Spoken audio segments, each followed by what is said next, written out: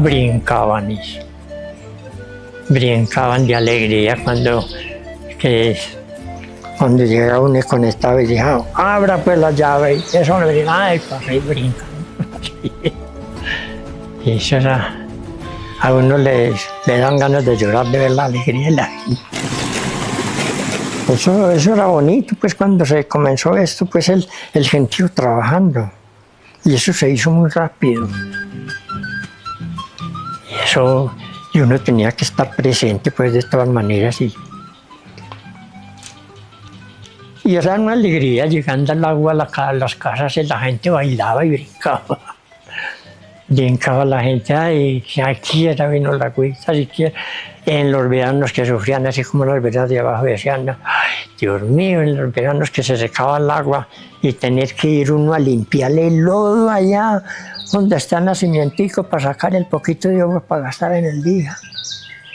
Eso era duro, uno oír la gente en esas épocas. Ya nadie se queja de nada porque todo está llegando, pues.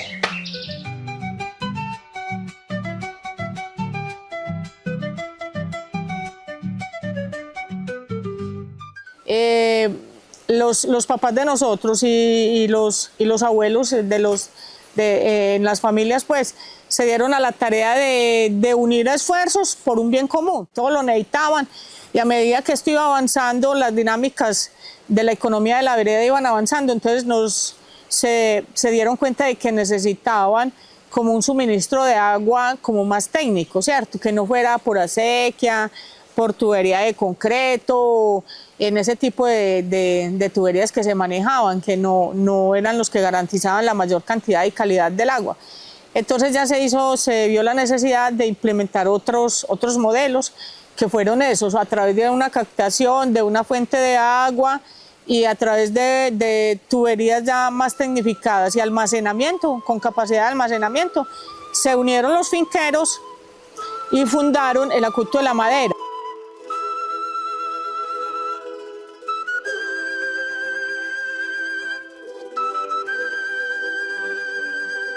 Yo llegué al acueducto porque mi papá fue fontanero muchos años ahí, en el acueducto.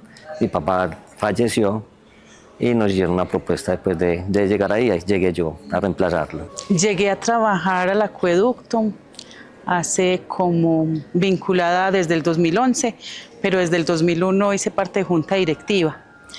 Es un legado como hay otros acueductos que han dejado a sus hijos. Mi papá hizo parte de la junta directiva del acueducto también muchos años. Cuando él murió ya vine a entregar una papelería y me eligieron como delegada de la vereda Quirama. Bueno, el acueducto Cerro Samaria nació en la escuela Quirama, en una reunión de junta de acción comunal. Entre Quirama y Samaria se unieron esas dos juntas de acción comunal con la necesidad de que ninguna tenía agua potable. Se unieron estas dos veredas, visitaron las veredas Cerro y Milagrosa, encontraron fuentes, presentaron el proyecto en el Fondo DRI, tuvieron apoyo y cuando iniciaron como los diagnósticos de la comunidad, anexaron a las veredas Milagrosa y Cerro, porque allá también habían juntas de acción comunal.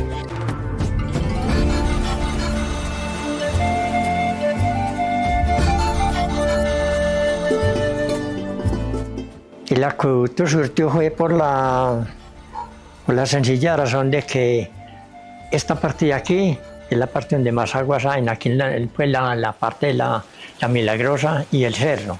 Son las dos veredas pues, que es donde está la potencia pues, del agua. Entonces vinieron de la seccional, vinieron pues a hacer unos andajes por ahí y mirando que para llevar el agua a la vereda Quirama y Samaria y Cristo Rey, que eran unas veredas pues, muy secas de agua que no tenían. Y entonces ya les dije yo, ay, ¿cómo así? Que se van a llevar el agua de por aquí y nosotros no. Nosotros nos oponemos a eso, porque ¿cómo nos van a dejar? Y entonces dijo, no, pues entonces reunámonos y miramos a ver cómo se va a trabajar. Entonces ya fue con la seccional de salud. Entonces ya comenzamos a hacer las reuniones. Y en el 81 se inició el acueducto. eso fue con la misma gente, es que necesitaba el derecho de agua, tenía que venir a trabajar un día pues mensual. Entonces con eso fue que se fue haciendo la misma gente, el que no venía pues para pagar un jornal. Que pues así como decir que yo voy a ir pero no puedo ir, entonces pago un jornal para que fuera a ayudar a hacer las brechas y a enterrar las tuberías. Cuando llegué, eso ya hace como 46 años que empezamos, cuando eso estaba Fernando Barrera de promotor de saneamiento. Entonces él fue el que inició toda la cosa, la construcción, la compra del terreno, y cuando arrancamos ya a trabajar, él fue se puede decir hasta que construimos la mayoría.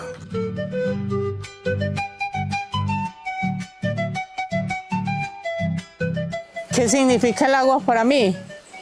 Garantía de la existencia, fauna, flora y nosotros los seres humanos. Depende el 100% de la existencia de todos los seres vivos del agua, o sea que el agua es vida. El agua es vital, es esencial para todos los seres vivos y es un componente que necesitamos a diario y casi para todas las actividades que realizamos en el día a día, estemos donde estemos, en nuestro hogar, en nuestro trabajo, en las empresas, independientemente es un elemento esencial. Para mí el agua significa la vida, la conexión, el buen vivir. Una comunidad unida, y si permanece unida es capaz de salir con muchísimas cosas adelante. Yo pienso que el trabajar unidos y con gente con dedicación, porque dedicarse no es fácil, pero si uno tiene amor por la comunidad, por ejemplo, alguien un día me decía, Sandra, es que no es de meterle corazón, sí hay que meterle corazón, que no es que ser nativo, sí, a uno le duele, donde usted nace, donde usted se crió, a usted le duele. Si usted simplemente llegó como turista, a usted no le duele tanto. A mí que me llegue el agua y que me llegue donde sea, pero que me llegue. Pero para nosotros como nativos no lo vemos así. Nosotros como nativos vemos que es una historia muy bonita y que queremos conservar a través de los años, hasta donde se pueda. Lo comunitario significa trabajar entre todos, poner cada uno lo que pueda y que en la unión de tantas partes hacemos un proyecto muy impactante a todas las comunidades. Al día de hoy el acueducto todavía conserva esta historia y esta manera de hacer las cosas. Tenemos veredas muy pudientes, con estratos altos, y tenemos otras no tanto, entonces los unos estarán subsidiando a los otros. Cuando compramos predios hay gente que nos ayuda con la reforestación, otros nos dicen, le vamos a donar al acueducto unos arbolitos. Sí, es distinto, porque el empresarial no mira mucho la gente pobre, no saben cómo viven y les ponen unas tarifas que son inalcanzables y entonces es el motivo. Porque lo primero es la protección y cuidado del medio ambiente. Esa es básica, porque de allí viene el agua, y entonces hay que apoyarlos y gestionar como todo ese recurso hídrico que está a la par como con el recurso de cuidado y protección de los bosques. Nosotros como acueducto hacemos campañas para que cuiden la reserva. Estamos muy pendientes que no suban a talar, que no nos contaminen desde más arriba, de pronto floristerías, que es lo que más se ve. Hacemos siembra, hacemos pues trabajos con Cornare, mandamos proyectos para que nos puedan mandar árboles y poder sembrar, poder reforestar. Bueno, nosotros sí se hacen campañas de reforestación, pues, y muchas veces es con los jóvenes para que cojan conciencia. Tratamos de que los colegios y los muchachos suban arriba y miren qué es lo que hay que proteger, que es que ellos son muchas veces los colegios donde más derrochan el agua, porque van a un baño, dejan las llaves prendidas, pero no saben todo el proceso que lleva eso para que les llegue. Entonces se hacen campañas de sensibilización con ellos para que miren el tratamiento del agua y cómo es que se tiene que proteger la zona. Para mí, ¿cuáles son los árboles del agua? Todos los nativos. Todos los nativos son los árboles del agua. Sino que estos predios hacen historia sobre todo con el roble, con el drago, con el chagualo, con el chisco colorado, con la chilca, pues hay el siete cuero que es majestuoso en su época de floración. Aparte de eso, lo que genera como hábitat de fauna, aparte de eso, el embellecimiento y el escenario que a los que somos conscientes de la importancia de conservar los bosques y donde se afloran las aguas o donde están los nacimientos de agua. Pues para nosotros es una alegría inmensa saber que tenemos una cobertura nativa y que beneficia la retención de las aguas en las montañas, porque otra cosa es tener especies de explotación comercial donde sabemos que la retención de las aguas no es lo mismo y lo que le genera a la fauna tampoco es lo mismo en el entorno. Entonces, para nosotros todo esto que está aquí es nativo, todo es de la zona. Está el siete cuero, el puntelance, el camargo, la chilca y el chilco. Y ahí por el estilo, pues lo más conocido son esas. Y el yarumo. Inclusive que yo le metí mucho yarumo allá, que es el principal, pues que vea, así como ese árbol que hay allá. De esos sembramos una inmensidad, ya que eso se ve allá en la parte de arriba se ve, y esos son los árboles del agua. Yo soy el operario de planta y pues me toca varias cosas, arreglo de daños, papelería, lecturas, pues ahí le toca a uno ser multifuncional en todo. A mí me tocaba remendar la tubería, a mí me llamaban a la hora que fuera, yo iba. A la hora que fuera, cada que no tengo agua, vamos a ver por qué no tiene. Yo salí a buscar los daños. Un fontanero tiene una responsabilidad muy grande, así la gente no crea. La gente dice que los fontaneros echan muy bueno, pero no. La responsabilidad de nosotros es demasiado grande porque es tratar el líquido y que a la gente no le vaya a faltar en sus casas, porque nosotros cumplimos un horario casi de 24 horas. Que si hay un daño nos toca estar pendientes a la hora que nos llamen, o domingos, festivos, estamos pendientes de 24 horas para lo que nos resulte. Entonces esa es la responsabilidad, si la gente diga que nosotros no hacemos nada. Bueno, la gente cree que es abrir la llave y que les llegue el agua, pero no es así. El acueducto tiene mucho trabajo porque es desde la captación, que es una bocatoma, tiene que estar uno pendiente allá, el desarenadero, que llegue a los filtros, filtrar el agua, clorarla para poder enviársela a la gente. Entonces es un trabajo muy largo que hay que hacer y mucha gente no reconoce todos esos trabajos que hace un fontanero. Demasiado importante el papel de la mujer en los acueductos. Mire, cuando yo llegué a ser Rosa María, me sorprendía porque venían señoras a tramitar el derecho del agua. Y un derecho del agua, pues hay en algunos acueductos que es un poquito costoso, ¿cierto? Porque ya debemos reconocer el patrimonio que tenemos y las inversiones que se ha hecho. Y como acá todos entramos siendo socios, entonces yo le preguntaba a los directivos, venga, y entregamos ese derecho del agua y solamente viene la señora con la cédula y la necesidad, ¿cierto? Y siempre veía que eran muy constantes en el pago. Entonces luego fui aprendiendo que las señoras son muy guardianas y que la necesidad del agua es más de la señora que del señor. El señor se despreocupa, sale, se va a trabajar, si hay agua para bañarse se baña, si hay agua para llevar la lleva, si no, él se despensiona, ¿cierto? En cambio la señora siempre está pendiente de que el agua llegue a tiempo, que se tiene que levantar a las 2, 3 de la mañana a hacer los almuerzos, que a esa hora sí haya agua. Entonces se vuelven muy de la casa, son las que dicen, Angélica, mire, tengo una baja presión en este sector, salí a caminar y encontré una pequeña fuga, ¿por qué no me la revisa? Y a través de estos días he visto que no solamente es en la comunidad de Rosa María, en la asociación Agua Viva muchas de las mujeres se han empoderado, tenemos tesoreras, tenemos presidentas, representantes legales, incluso hay algunas que toman las actividades de leer y arreglar daños menores. Con decirle que de los 9 que hay en Agua Viva, 6 son representantes, pues las representantes legales son mujeres. Y digo yo, uy. Entonces eso es bonito saberlo porque son las que están pendientes, las que más pues entre comillas, tienen el tiempecito para participar en las reuniones, en los talleres. Somos como que eso es innato en nosotros de ser como más organizadas, como tener al tanto como las cosas y las tareas que tenemos pendiente.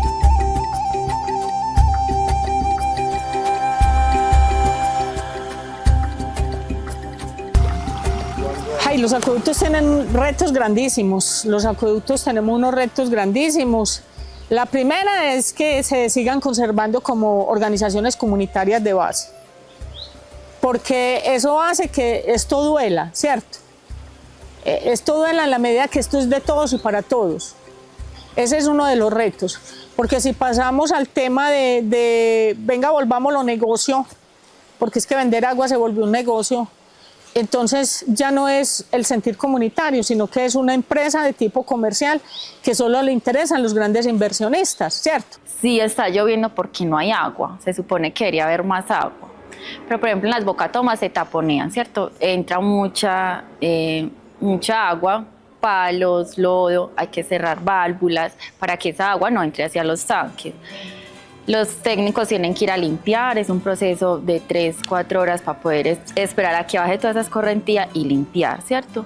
Los tanques se desabastecen, entonces mientras hace todo ese procedimiento hay que esperar a que lleguen a su nivel para poder volver a pasar el agua por las redes, ¿cierto? Entonces el invierno afecta y el verano, claro, peor porque la fuente se va desabasteciendo más y la gente gasta más. Entonces también los niveles van bajando. Pues yo veo que a futuro, si no concientizan bien a los pelados, creo que los acueductos no van a tener quien les trabaje. Bueno, los acueductos comunitarios y veredales tienen amenazas externas como el alto urbanismo, que se viene mucha gente de las capitales a vivir en este territorio tan sabroso.